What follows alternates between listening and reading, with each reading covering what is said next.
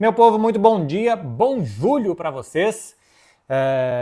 Uma boa semana para todo mundo, hein? Começando aqui o cafezinho. Cadê o meu cafezinho? Tá aqui. Evidentemente, não tem café nenhum. Na semana passada, ou na semana já retrasada, quando o Brasil empatou com a Costa Rica, eu fiz um vídeo falando por que a seleção brasileira jogava tão mal, né? Por que a seleção brasileira não conseguia atacar a Costa Rica, as circulações lentas, os jogadores que estavam em posições muito óbvias para receber as bolas e como isso facilitava uma marcação tão baixa como da Costa Rica e a dificuldade de entrar. E como o Vinícius Júnior praticamente era vítima de uma armadilha feita pela própria seleção brasileira, que era posicionar muitos jogadores na frente, que a bola chegava para ele muito obviamente, e ele estava marcado por 2, 3 jogadores. Como o Brasil jogou muito bem contra o Paraguai, como o Vinícius jogou muito bem contra o Paraguai, nada mais justo do que fazer um vídeo também tentando explicar para vocês porque eu acho que a seleção brasileira jogou tão bem contra os paraguaios. Isso foi de sexta para sábado, né? Então, assim, já tem para vocês aí sexta-noite, para mim aqui madrugada de sexta para sábado, então já tem tempo, mas no final de semana eu não gravei nada, então vou mostrar para vocês. Eu vou mostrar com várias imagens do jogo para vocês entenderem. Para mim, um dos motivos, e eu não vou tirar mérito da seleção brasileira, tá? Um dos motivos é que o Paraguai marcou mal a seleção, em altura e em forma de marcar. Em altura quer dizer, eles não ficaram tão perto do seu gol, tão fechadinhos perto da sua área, que foi o que fez a Costa Rica, que deu muito certo, que já tinha feito mais ou menos os Estados Unidos também. O que o Paraguai fez foi buscar o Brasil mais no campo do Brasil, foi, como a gente fala, né, o bloco médio ou bloco alto, foi avançar o seu meio campo, seu ataque, sua defesa, como um bloco mais à frente para tentar marcar o Brasil mais longe da sua área. Isso fez com que o Brasil, por isso que eu não quero tirar mérito do Brasil, o Brasil conseguisse explorar muito bem essa marcação um pouco mais adiantada do Paraguai. Então, um pouco era uma marcação super agressiva, sufocante, era simplesmente um pouquinho mais alta, e o Brasil soube explorar muito bem para entregar a bola em melhor condição para os seus atacantes, mas principalmente para o Vinícius. As mudanças da entrada do Wendel e do Savinho acho que foram boas, principalmente a do Wendel, porque era um lateral que segurava um pouco mais, que não ia tanto à frente, e isso permitia que o Vinícius tivesse mais espaço para receber, sem tanta aglomeração, sem tanto congestionamento de jogadores no seu setor. Olha só o que eu falei sobre o Paraguai marcar mais à frente. Vocês vão ver em Orange. Orange é simplesmente a minha operadora de TV a cabo aqui. E aí no aplicativo da operadora, onde assisto o jogo, eu consigo reassistir o jogo e eu fui dando uns print screens. 3 minutos de jogo. Olha onde o Paraguai está marcando a seleção brasileira. 4 minutos e 20. Olha onde o Paraguai está marcando o Brasil. O reloginho lá em cima, 6h30. Paraguai está marcando, o Brasil já está um pouco mais à frente aqui, mais longe da sua área, mas Paraguai está com 4 jogadores no campo de ataque do Brasil, 2 no círculo central, está marcando bem mais à frente. Mais 2 minutos. Isso aqui é simplesmente, eu estou pegando assim, de 2 em 2 minutos mais ou menos, para mostrar que foi assim durante boa parte do primeiro tempo, até o Brasil fazer o gol e depois disso. Porque senão pode dar a impressão que o Paraguai só marcou mais à frente depois que tomou os gols do Brasil. Não, tudo 0-0 aqui, os primeiros 10 minutos de jogo aqui, 8 minutos e 37, de novo o Paraguai com 6 jogadores no campo de ataque. 16 minutos, por que eu passei 8 minutos? Porque o Paraguai ficou um bom tempo com a bola nesse período aqui. Olha aí, Paraguai de novo com 6 jogadores no campo de ataque, é uma falta para a seleção brasileira, e o Paraguai está marcando lá na frente. Com 19 minutos aqui o Brasil já está mais à frente, olha aí o Paraguai com 2 linhas de 4 montadas. Elas estão bem espaçadas, essas linhas, elas estão mal feitas. E como o Brasil está posicionando jogadores... Tem um relâmpago com tudo aqui agora. O Brasil está posicionando jogadores já no campo de ataque, com o Wendel um pouco mais recuado e com o Vinícius bem aberto lá na esquerda, e o Rodrigo entre a posição de lateral e zagueiro, gerando dúvida aqui também na marcação do Paraguai. Se quem salta no Rodrigo é o lateral, é o zagueiro. Então o lateral tem uma dupla preocupação aí, e essa dupla preocupação do lateral pode gerar que o Vinícius receba em melhores condições. 21 minutos, mais uma jogada mostrando como o Paraguai está marcando com 2 linhas de 4 mais longe da sua área. Ainda tem um espaço aqui grande até para o Brasil lançar a bola entre zagueiros e goleiro. E aqui vai ser o lance, aos 29 minutos, que vai gerar o pênalti para a seleção brasileira. Olha como o Brasil está praticamente... Isso aqui não é um contra-ataque, porque a bola estava já no domínio do Brasil, mas como o Paquetá tem espaço para lançar o Vinícius, olha o espaço que tem entre o lateral direito do Paraguai e o zagueiro. Então, assim, o Paraguai marcou mal o Brasil. O Paraguai se defendeu mal contra o Brasil. E o que o Brasil fez? Explorou muito bem. Então, se sempre que marcarem mal, sempre que derem espaço, o Brasil conseguir aproveitar, tá ótimo. Porque atacar defesas muito fechadas, essa linha de 5-4-1, 5-3-2, é mesmo difícil, o Brasil tem que melhorar, porque vai enfrentar ela algumas vezes, mas mais para frente da Copa América, contra, sei lá, Uruguai e Argentina, o Brasil vai encontrar defesas, não sei se marcando mal como a do Paraguai, mas marcando mais alto. E o Brasil pode explorar isso muito bem.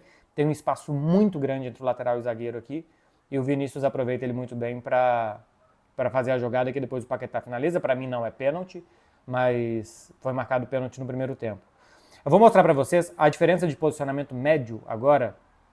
Eu sei que os números estão meio esquisitos aqui, é simplesmente porque eu girei a tela para ficar os dois atacando para cima, e contra a Costa Rica estava ao contrário, então, enfim, está espelhado. Não é só para vocês entenderem.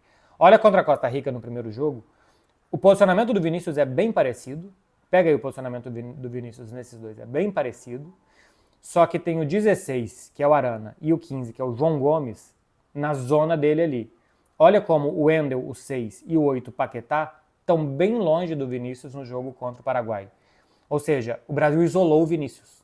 Isso é muito bom, porque se o Brasil isola o Vinícius, os outros jogadores de marcação do time adversário estão preocupados com esses outros jogadores, e o Vinícius está em condições de receber mais 1 contra 1, e não 1 contra 2, 1 contra 3, como foi contra a Costa Rica. Então, isolar o Vinícius é algo muito positivo, e ele tem que ser acionado quando ele está isolado, para ele ter situações de 1 contra 1. Que o posicionamento médio de Costa Rica e Paraguai, virando a tela, para mostrar como, olha, Costa Rica com muito mais jogadores no campo de defesa e o Paraguai com muito mais jogadores no campo de ataque, né? Tá ao contrário aí, mas tem o 4, 10, qual que é esse número aqui desse outro? 18 e 19, né? Do Paraguai, que estão lá na frente, bem avançados mesmo no campo de ataque do Brasil, coisa que eu já tinha mostrado antes nos print screens dos momentos de jogo ali do primeiro tempo. Como o Paraguai marcou mais à frente, isso foi positivo para a seleção brasileira. E aí eu vou pegar o posicionamento médio de alguns jogadores para vocês verem. Primeiro do Vinícius. Isso aqui é do SofaScore, tá, gente? Esse mapa de calor. O do Vinícius. Olha que é muito parecido, né? Tem uma primeira mancha perto da linha de meio campo, mais vermelha contra a Costa Rica, um pouco mais laranjada, menos forte contra o Paraguai, mas é uma zona que o Vinícius recebe muitas jogadas para criar em primeiro lugar. E depois, se a gente vai ver, já perto da área, fazendo contra o Paraguai, mais essa diagonal contra a Costa Rica, como não tinha tanto espaço para entrar, ele levando mais para a linha de fundo. Mas não tem tanta diferença assim do Vinícius. Ou seja, o Vinícius recebeu a bola em uma área parecida nos dois jogos. Tanto contra a Costa Rica como contra o Paraguai, o Vinícius foi acionado numa zona parecida do campo. O que é correto. Não precisava mudar o posicionamento do Vinícius. Precisava mudar os outros posicionamentos. Olha a diferença do Guilherme Arana para o Wendel. Olha como o Wendel praticamente não tem zona vermelha pós meio campo, e olha como o Arana contra a Costa Rica praticamente só tem vermelho pós meio campo. Ou seja, o Arana estava congestionado com o Vinícius Júnior e o Wendel mais atrás fazia com que o Vinícius fosse acionado mais livre na frente. A mesma coisa se a gente pega para ver, João Gomes, que foi o meia pela esquerda contra a Costa Rica, e Paquetá, o meia pela esquerda contra o Paraguai. O Paquetá pisando muito mais na faixa esquerda de campo, mas não só concentrado ali, né? Também tem na faixa central, na faixa direita do campo, e o João Gomes é um borrão vermelho na zona do Vinícius. Tanto que assim, o borrão vermelho, se a gente olha aqui, ó, tá até em cima do 16, na mesma zona do Wendel. João Gomes, Vinícius e Guilherme Arana contra a Costa Rica se congestionaram ali, o que é causado também pelo adversário marcar com tanta gente atrás. Mas esse é um dos motivos pelos quais o Vinícius recebeu a bola em más condições, porque tinha muita gente perto dele. O certo, como eu falei, ou pelo menos o ideal, eu tenho certeza que se eu sei isso, claro que o Dorival e sua comissão também sabem, é que o Brasil tivesse conseguido contra a Costa Rica girar a bola mais rápido de um lado para o outro. Eu acho que especialmente atrair a Costa Rica pelo lado direito, isolar o Vinícius do lado esquerdo e girar essa bola muito rápido para ele, tentar situações de mais 1 contra 1. Brilhou o Vinícius, eu acho que ele precisava disso, ele próprio disse isso, né? Como ele conseguiu fazer um jogo do nível dele do Real Madrid, e foi um jogo realmente assim, nível Vinícius Júnior que a gente conhece. Não falta para o Vinícius capacidade técnica, falta confiança. Acho que tem um pouco de culpa do Vinícius aí também, não culpa, né? Mas assim, de ainda não estar se sentindo tão em casa, tão à vontade dentro de campo na seleção brasileira como se sente no Real Madrid. E acho que falta também, o que não faltou contra o Paraguai, que foi muito bem feito, melhores mecanismos para acionar o Vinícius nessas situações de 1 contra 1. Veremos como que o time vai evoluir, como que serão os próximos jogos, como que o Brasil vai conseguir contra a Colômbia depois no mata-mata atacar diferentes tipos de defesas, né? Se vão marcar a saída de bola do Brasil, se não vai ter espaço para o passe, porque contra o Paraguai o Brasil teve muito espaço para tocar, se as defesas vão estar mais fechadas, se elas vão estar mais agressivas. Enfim, cada jogo é uma história, cada jogo é um mundo, mas contra o Paraguai foi muito bem, foi realmente muito bem a seleção brasileira. Vou falar agora de Euro, meu povo, para passar os outros... Bom, de seleção brasileira é isso, tá, gente? Eu vou, à medida que os jogos forem acontecendo, eu vou analisando mais para vocês aqui como que eu acho que está jogando a seleção. Passando para falar de Euro, virando a página, começando com Itália e Suíça, o que me chama a atenção é a pobreza da Itália, tá? Assim, a Itália não tem, na minha opinião, grandes jogadores, especialmente do meio para frente. Se for pegar do meio para frente da Itália, eu acho que só o Barella seria titular em seleções como Espanha, França, Inglaterra e Alemanha, contando os reservas dessas seleções. Se for pegar do meio para frente da Espanha, com Dani Olmo, Mikel Merino, Fermín Lopes, Zubimendi, a mesma coisa da Inglaterra, com Cole Palmer, com Ivan Toney, com, enfim, os jogadores que tem em Inglaterra, não vou lembrar aqui agora os reservas dessas seleções de cabeça, mas a Itália tem um problema de talento do meio para frente. Não tem jogadores como já teve os Del Piero, Totti e mais atrás Paulo Rossi, Roberto Baggio, por aí vai.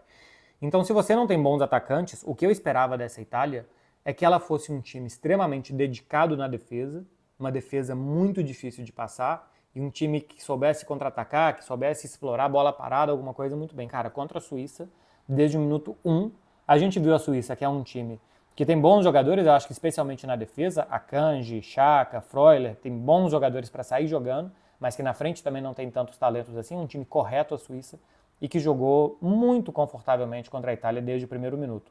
A Itália atacava com pouca força, não controlava no meio, não se defendia bem também. Enfim, não tinha praticamente nada a Itália. Me chamou a atenção a falta completa de luta de competitividade da Itália durante toda a Euro, né? Foi amassada contra a Espanha, custou a ganhar da Albânia e só empatou com a Croácia com gol aos 52 minutos do segundo tempo. Então, muito decepcionante a Itália em toda a Euro. E precisa trabalhar melhor a sua formação de jogadores, né? A Itália há muito tempo mesmo. Não é por acaso que esse time desde 2010 não passa da primeira fase, essa seleção desde 2010 não passa da primeira fase da Copa. A última nem foi. E que agora cai também muito mal na Euro. Há muito tempo a Itália e os clubes italianos estão sucateados e não formam jogadores.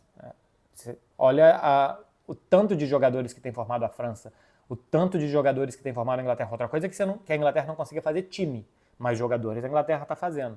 A mesma coisa a Alemanha, a mesma coisa a Espanha, e a Itália não consegue fazer jogador. Não dá para viver só com classe média da Europa e buscando jogadores. Recentemente os times italianos começaram a ser um pouco mais competitivos, porque o governo do país criou uma ferramenta para pagar menos impostos, para que os jogadores fossem atraídos a ficar ali 2, 3 anos. Não só jogadores, né? Se servia também para outras áreas da economia. Mas não dá. A Itália tem que repensar como fazer jogador de futebol, porque não consegue mais fazer jogador na mesma velocidade que seus concorrentes europeus conseguem. Portugal também, que eu não falei, Portugal também poderia ser um desses que do meio para frente, pô, você pega João Félix, Gonçalo Ramos, Diogo Jota, João Neves, tem muitos jogadores reservas de Portugal que seriam titulares indiscutíveis no time da Itália. Então, bem classificada a Suíça. Se jogar como jogou contra a Itália, como disputou até aqui a Euro, é fortíssima candidata a tirar a Inglaterra, que eu já vou falar, fez uma porcaria de jogo contra a Eslováquia. A Alemanha ganhou da Dinamarca 2-0 e o que vale aqui é mostrar essa foto, porque era um jogo muito disputado, que a Alemanha começou muito bem, mas que a Dinamarca também teve as suas. E essa foto aqui muda tudo, né? A foto do impedimento. 1 minuto depois sai um pênalti do mesmo jogador do Christensen, né? Que, se eu não estou enganado, é o Christensen, o jogador que faz o pênalti, que não é o Andrés Christensen do Barcelona, é o outro, que faz o pênalti que dá 1-0 para a Alemanha, mas, cara, tem um impedimento de menos de meio pé quando o jogo está 0-0, e ainda bem que tem essa tecnologia, porque se está impedido, está impedido. Ah, mas é por muito pouco, tinha que ter uma margem. Cara, se tem uma margem, daqui a pouco os outros jogadores estarão impedidos pela margem e um pouco. Você imagina assim, vamos dar uma margem de 15 centímetros. Então, quando o jogador estiver impedido por 16 centímetros, ele vai estar impedido por 1 centímetro depois da margem. Então, por isso que eu acho que Está um pouquinho à frente? Está um pouquinho à frente e tem que marcar o impedimento. E no futebol tem essas coisas, né? O futebol se decide por muito pouco. Isso aqui ajudou a decidir. Acho que a Alemanha fez o Nagelsmann fez uma má opção por tirar o Wirtz do time, colocar o Leroy Sané, que é um fantasma, um jogador desaparecido durante toda a temporada, e o Wirtz foi muito bem. Estava bem também na Euro, não entendi qual era a ideia tática de tirar o Wirtz. E o Kai Havertz no lugar do Füllkrug, dá muita mobilidade, né?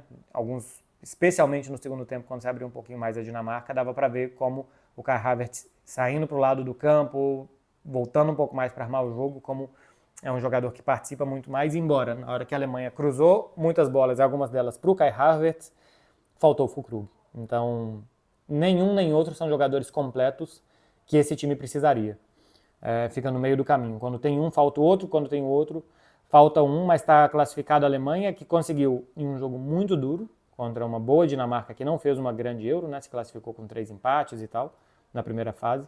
Mas um jogo que foi muito bom em Dortmund, com meia hora de paralisação por conta da chuva. A Alemanha conseguiu se classificar e vai ser um grande jogo, na minha opinião, contra a Espanha. Cara, a Inglaterra ganhou da Eslováquia 2-1 em um jogo que tinha tudo para não ter história. Né? Assim, a história desse jogo, qual que seria? A Inglaterra pegar a Eslováquia, se classificar, jogando bem ou jogando mal, e depois, a partir das quartas de final, competir e vamos ver se consegue chegar mais longe na Euro. Ou, o que poderia ter de história era um vexame da Inglaterra, ser eliminado para a Eslováquia, e que teve a 1 minuto desse precipício, né? Porque a Inglaterra jogou muito mal, e a grande história que fica do jogo é o Bellingham.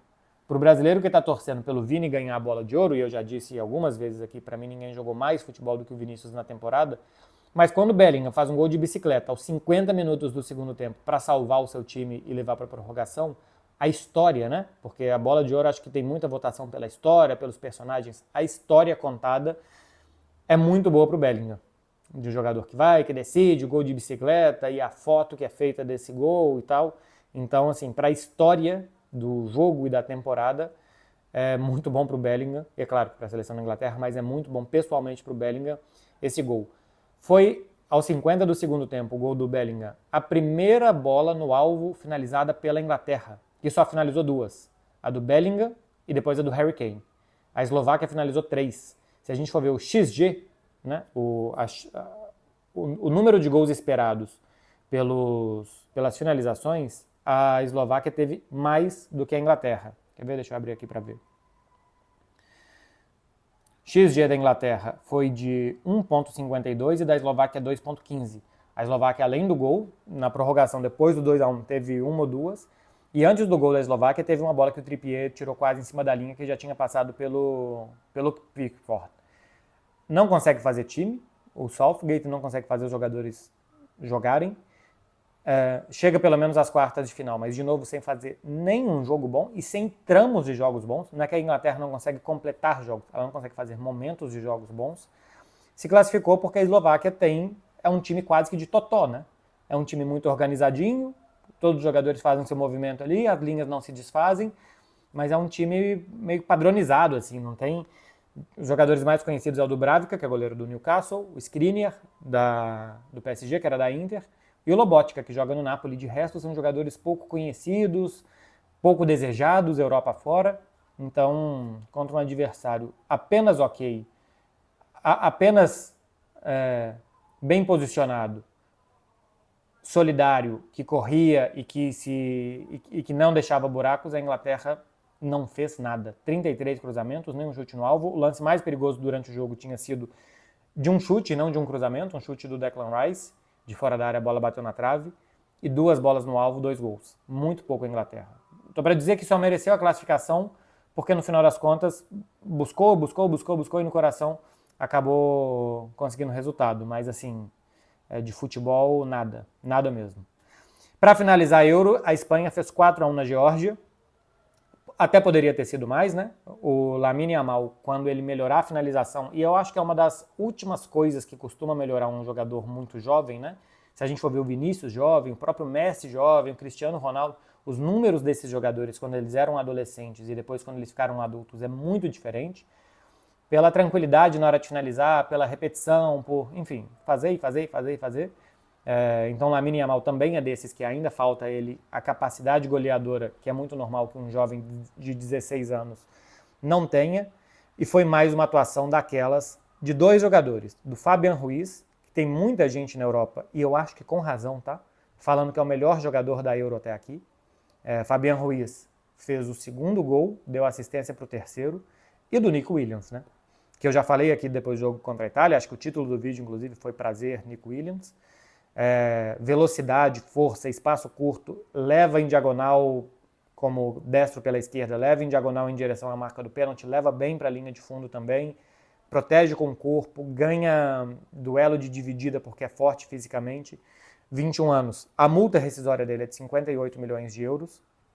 É claro que quando a multa, e ele sabe, e cada vez que, quanto mais bem ele joga, né, quanto melhor ele joga, mais barata essa multa fica, e é claro que ele deve querer compensar no salário. Então, assim, tirar ele do Atlético de Bilbao é o menor dos problemas. O maior dos problemas é conseguir arcar com o salário que deve querer ganhar o Nico Williams, que vai sair barato para quem pegar, tá? Porque é um jogador que vem melhorando, e é assim, quando o jogador vai fazendo 20, 21 anos, é realmente quando ele vai aparecendo e mostra quem ele será.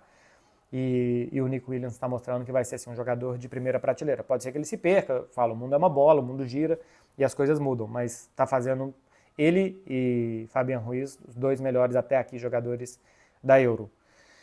Para que não passe desapercebido, a Espanha melhora depois da saída do Pedri, né? É um jogo muito ruim do Pedri, perdeu muitas bolas no primeiro tempo. A entrada do Dani Olmo, claro que já está 2-1, a Geórgia tem que se soltar mais e tal, mas a entrada do Dani Olmo melhora bem a seleção da Espanha.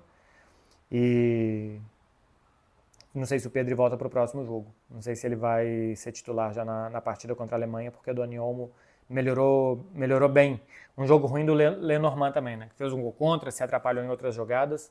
Enfim, teve alguns jogadores mais erráticos a Espanha pela tensão, porque a Geórgia realmente se fechava muito, leva essa dificuldade, mas o Lenormand e o Pedri foram muito mal. Foi bem o Lamine, que faltou o gol, mas construiu muito bem, foi muito bem o Nico, e foi muito bem também o Fabian Ruiz. Além do Rodri, né? Capacidade de empatar, de chutar de fora. Para times que empurram tanto o adversário para trás, essas coisas fazem a diferença. E o Rodrigo com o pé direito ou com o pé esquerdo, jogador que faz muitos gols da entrada da área e que pode ser muito importante. Meu povo, é isso daqui de seleção brasileira, de Euro. Vou falar também do Cruzeiro, assisti Cruzeiro e Flamengo. Muitos desfalques do Flamengo, mas ainda um time bastante bom, né? Com Gerson, com Luiz Araújo, com Pedro. Ayrton Lucas foi razoável, mas especialmente Gerson, Pedro muito bem. Fabrício Bruno criado no Cruzeiro comemorando pelo Flamengo, acho que tem mais aqui. Eu entendo o jogador que não comemora, mas eu também entendo muito o jogador que comemora e fica muito feliz. Mas um bom jogo do Cruzeiro. Finalizou mais do que o Flamengo, ocupou mais o campo de ataque do que o Flamengo fez. Pecou em capacidade de definição, realmente dá a impressão que se esse time tiver mais capacidade técnica, ele pode ir mais longe. Eu não sei se os reforços que estão chegando, se eles vão encaixar imediatamente ou não, mas que o Cruzeiro vá no Mineirão, que não vença, já está ficando normal, né? Tem muito tempo que o Cruzeiro não vence o Flamengo no Maracanã. Mas que consiga olhar o Flamengo nos olhos e fazer um bom jogo, é bem positivo. O Cruzeiro continua tendo, na minha opinião, todos os pontos que ele deveria ter, nem um a mais, nem um a menos no campeonato, pelos adversários que jogou, onde que dá para somar ponto. Aqui é 3, aqui é 1, aqui é 0. Para mim está completamente correto os pontos que o Cruzeiro tem.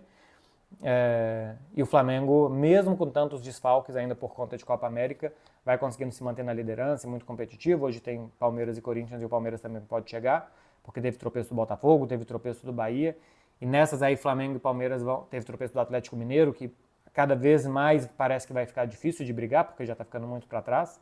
No meio de semana tem Flamengo e Atlético, e Flamengo e Palmeiras vão sobrando. Lembrando que vai sair um Fred Beckler Explicam a europeização do futebol brasileiro, com lupa em Flamengo e Palmeiras. É isso, meu povo. Um cafezaço para vocês com seleção brasileira, com Euro e com Cruzeiro e Flamengo. Foi o único jogo que eu assisti do Campeonato Brasileiro essa semana, analisando aqui para vocês. Eu volto na quarta-feira, a não ser que alguma coisa extraordinária aconteça, mas eu volto na quarta-feira, depois dos confrontos das oitavas de final da Euro, analisando as quartas para vocês, falando das quartas de final. E eu vou gravar na quinta-feira o vídeo respondendo perguntas. Ia gravar antes, mas minha cirurgia de hipermetropia foi adiada para a semana que vem. Então essa semana ainda sigo com programação normal por aqui. É isso, gente. Se você chegou até aqui é porque você gostou, então curte aqui e se inscreve no canal para não perder os próximos. Um beijo para vocês, boa semana, cheia de juízo e esquecendo completamente todo tipo de burrada que vocês fizeram no final de semana. Valeu, gente. Tchau.